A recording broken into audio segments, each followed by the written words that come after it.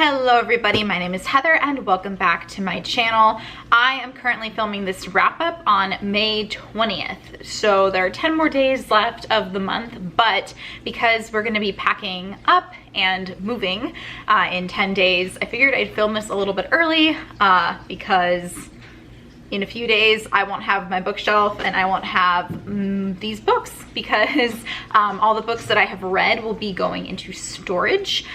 There is one book that I'm not quite finished with yet, but I will be finishing in the next couple of days. Okay, so the first book I read in the month of May, I happened to mention in my last video where I kind of talked about where I've been, and that is A Court of Wings and Ruin by Sarah J. Maas. This is the third and final book to the A Court of Thorns and Roses trilogy, and oh my god, it was a really good finale. Really, really good. I enjoyed reading it so much.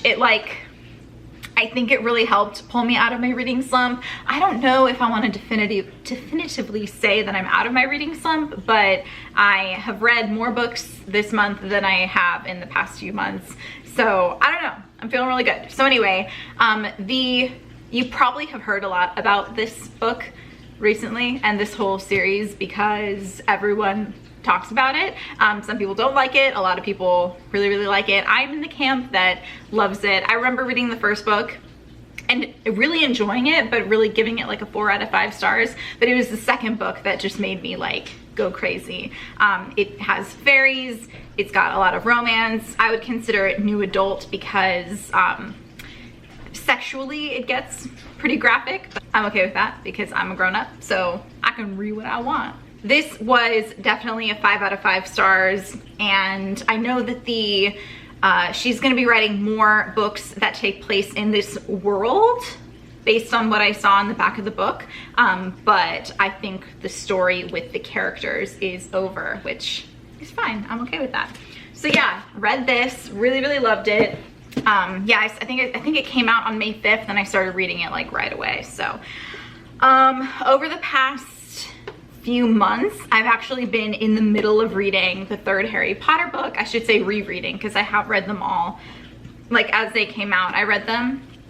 So I'm rereading them and really enjoying rereading them. So third book is Harry Potter and the Prisoner of Azkaban, and this one is probably my favorite one so far. I remember when I read them all the first time, Harry Potter and the Goblet of Fire was my favorite one, but I don't know, this one just has like so many really great little bits and pieces.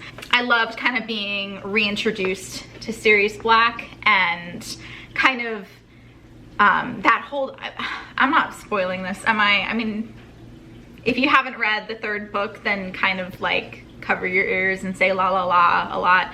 But the twist where like you find out that Sirius Black is not a bad guy, I think it's just so good, especially for a middle grade series. It's so good and so classic, and you spend the whole book thinking he's evil and he's not evil and he's wonderful, and I know he's going to die because I've read the series, and that's gonna be really sad, and I'm not looking forward to that. But anyway, loved rereading this and getting that whole experience again, and 5 out of 5 stars. The next couple of books are actually bound together in one copy, and this was a copy of 2 books that I'm actually borrowing from a friend of mine, and it is Jane, Emily, and Witch's Children by Patricia Clapp. So she lent this to me a long time ago, like back in December, and I finally got around to reading it because I needed to return it to her because I'm moving across the country, so I need to give her her book back. But I wish I had been able to read it around Halloween time because it's like supernatural and spooky. So like Jane Emily is more of like a ghost story essentially, and then Witch's Children actually is not quite a retelling, but it is a telling of the Crucible from Mary Warren's perspective. And so rather than being written as in play form, it's written in like a novel form. So it was kind of interesting getting more like of a perspective of like people's thoughts, rather than like if you've read the Crucible, all you hear are their words, and it's written as a play, so you just hear what they're saying and you see what they're doing. But in Witches' Children, you kind of like, there's some creative liberties that were taken, but I really enjoyed it. Actually, I think I gave them both 3 out of 5 stars on Goodreads. Jane Emily, I would say, is more of like a 2.5 out of 5 stars. And then Witches' Children, 3, like full on 3 out of 5 stars. I enjoyed that Crucible aspect of it. I wasn't expecting it to be that with all the characters from the Crucible. And then Jane Emily, they were both written a while back, like in the 60s, I think. So they're old stories. Yeah, Jane Emily was 1969 and Witches' Children was 1982. So they are older, so you kind of start to like expect certain things that are kind of tropey, but like they weren't tropes back then, they are now. I did enjoy them. They were really quick because you can see it's a really small book. So the first half is Jane Emily and the second half is Witches' Children. So finished them. So that was kind of cool to like fly through this and kind of consider it 2 books. It's 2 different books, like it's not cheating, right? I don't know. The 5th book that I have read, actually, I'm not quite finished with it, but like I said, I'm probably gonna be finished with it in the next couple of days, is finally Empire of Storms by Sarah J. Maas. I have been in the middle of this book for a very long time. It's not because it's boring or slow or anything. Well, it's a little slow, but that's because it follows so many different characters and they all eventually like come together in the same location, but for a very long time they're all like in different locations. And not only that, but like even in the same location you follow different characters' perspectives. So obviously Empire of Storms is the 5th book in the Throne of Glass series, so I can't really say much about this because even saying one of the characters' names will spoil something for those people who have not read Heir of Fire, which is the 3rd book. And just so much of this, like, because everything in this book is in such a different place, like where the story has gone is so vastly different than how the series starts. I like cannot say anything about what's happening in this book, but it's really, really good. I'm enjoying the complexity of it. I'm kind of getting to the conclusion part. It hasn't quite reached like the climax, but it's starting to get there. At this point, the characters have all like come together and are all in the same place. And I gotta say, at this point, I'm kind of like done with one of the couples, like the main couple that I was really into in Queen of Shadows. And they're together now, so it's kind of like I got what I wanted, and now I'm like really hardcore shipping Lorcan, and that's not spoiling anything. If you've read it, you know what I mean. Like, I don't want to say who he's paired with, but like I'm really into what's happening with that couple right now.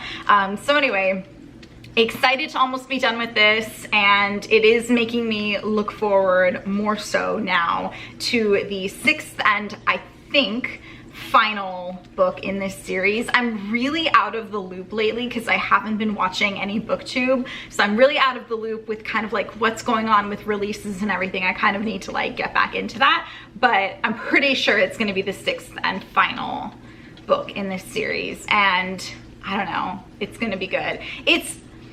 This does not look like it is 700 pages, but this is a 700 page book. It is so heavy. You can't see the weight. I don't know why I'm trying to like demonstrate the weight by holding it, but it is like, does that make sense?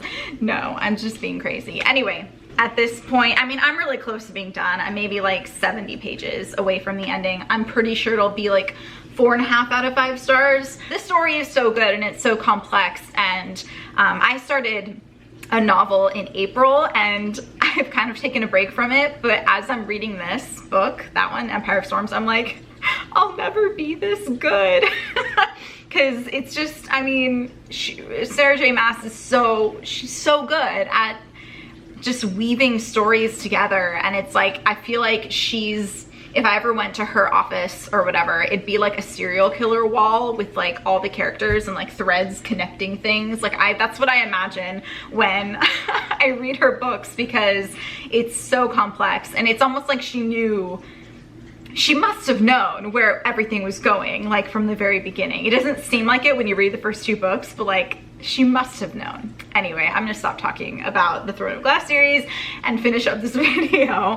So yeah, after I'm done reading Empire of Storms, I need to just like focus on packing up and moving, but I am going to post a video about all of the books that I'm bringing with me to my hometown, because I'm going to be living with my mother-in-law for a few months until like before we move down to San Diego, because my husband's in the Navy. He has to do some training for a couple months, so I'm gonna live in my hometown, and I'm not gonna be going to school at the time, and I won't really be working much. I'll be working part-time, so I'm gonna have a lot of reading time.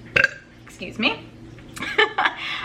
So yeah, I'm not bringing all of my unread books, but I am gonna show you some books, my summer TBR, I guess I could call it. So anyway, thank you guys so much for watching this video. I really hope you enjoyed it. If you did, please give it a thumbs up and subscribe to my channel for more videos. I'm kind of getting back in the swing of things with like filming book videos. So I hope you enjoy it. And need to stop acting so awkward. So anyway, I'm done with this video. Thanks for watching. I will see you guys in my next one. Bye.